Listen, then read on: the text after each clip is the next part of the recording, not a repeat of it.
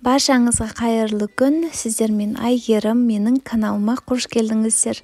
Бүгінгі видеода өте дәмді пахлаваның рецептімен бөлісетін боламын. Дәмі енді керемет болып шығады. Қазіргі кезде ораза мерекесіне міндетті түрде жасап көріңіздер. Сіздерге ұнайды деген ойдамын. Керекті заттарды астындағы описание бөліміне жазып қалдырдым. Ең алдымен ыдысқа 4 дана жұмыртқаның сарысын саламыз. Ағын бөлек ыдысқа бөліп аламыз. Келесі кез келген қаймақтан 200-300 грамдай қосамыз және де жақсылап араластырамыз. Келесі бөлме температурасында еріп тұрған сары майымызды қосып, тағы да жақсылап араластырамыз. Мендегі жайлау деген май 82%. Келесі уксустан 1 шай қасықтай қосып араластырамыз және де ұнымызды 2 бөліп қосып, кәдімгідей жұмсақ қамыр илейтін боламыз. Енді кәдімгі содадан 1 шай қасықтай қосамыз.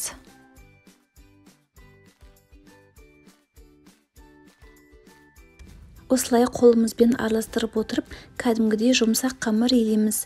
Міне менің қамырым осындай болып шықты. Енді бетін жауып, демалдырып қоямыз. Енді біз кәдімгі осы пахлаваның ортасына жағатын кремін жасаймыз. Алдында алып қалған 4 дана жұмыртқаның ағын ыдысымызға салып, миксермен көпіргенше араластырамыз.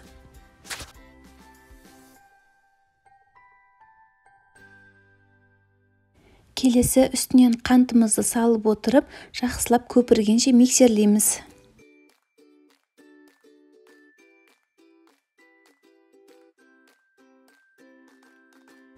Міне біздің креміміз осындай әппақ пена болып шығады. Келесі мейізімізді пышақпен осылайынан майдалап тураймыз.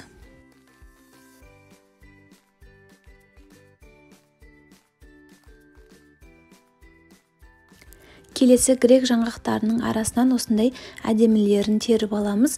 Бұл бізде пахлаваның бетін әсемдегенге қажет болады. Бірақ енді бұл міндетті емес, жасамасаңыздар да болады. Келесі осы грек жаңғақтарын пышақпен кәдімгідей майдалап аламыз.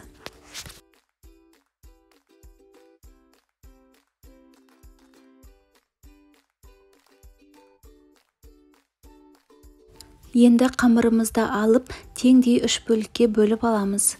Мінекей мен 3 бөлікке бөліп алдым.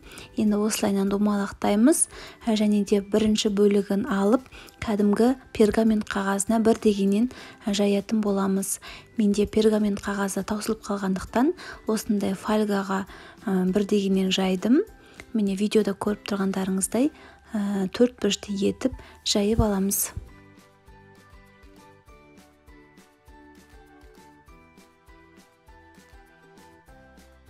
Мінекей осылайынан 4 бұрышты етіп жайып аламыз және де қызып тұрған пеште беті қызарғанша пісіріп аламыз.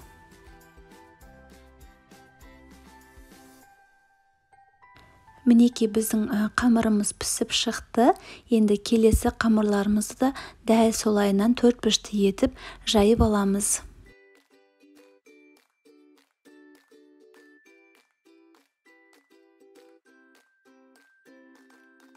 Міне біздің бірінші слой қамырымыз жайылды. Енді формамызға ақырын орналастырып, шанышқымен тескілеп шығамыз және де ортасына алдыңғы дайындаған креміміздің жарты бөлігін саламыз.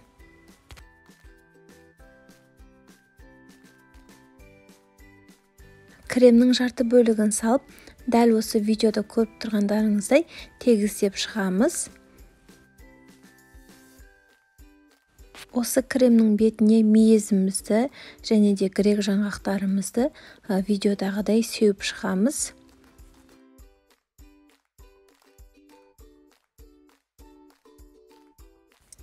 Енді ең бірінші пісірген коржымызды екінші слой ретінде орналастырамыз.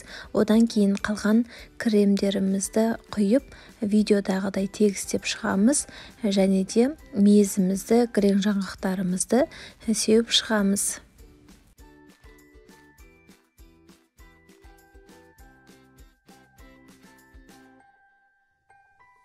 Енді үшінші қамырымызды 4 бөлікке етіп жайып аламыз. Бұл қамырымызды сәл үлкендеу етіп жайыңыздар. Енді пахлавамыздың бетіне жабамыз, және де мына жерде видеода көріп тұрғандарыңыздай пышақпен ішіне қарай қайырып жабамыз. Ішіндегі кремдері шығып кетпеуі керек. Енді пышақпен осылай видеода көріп тұрғандарыңыздай төрт бұрышты етіп, немесе өз қалауларыңыз бойынша қиғаш етіп кескілеп шықсаңыздар болады. Мінекей осылайынан төрт бұрышты етіп кесіп жасап алдық. Келесі жұмыртқаның сарысын пахлаваның бетіне жағамыз.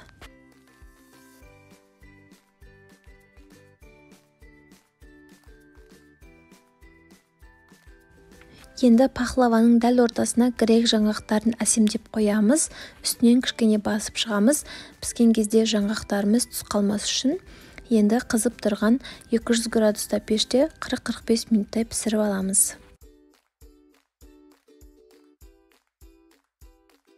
Міне қыздар, біздің пахлавамыз толықтай пісіп шықты. Енді суытып, біздегі нау кесілген орындардың үстінен пышақпен кесіп шығамыз. Жарты күнге бетін жауып қойсаңыздар, жұп-жұмсақ болып шығады. Құрметті қыз-келіншектер, астындағы подписация батырмасын басып, менің каналыма тіркелуді ұмытпаңыздар. Алдағы уақытта сіздермен көптеген видео рецепттермен бөлісетін боламын. Міне қарасаңыздар, өте әдемі болып шықты, дәмі енді керемет болып шықты қыздар.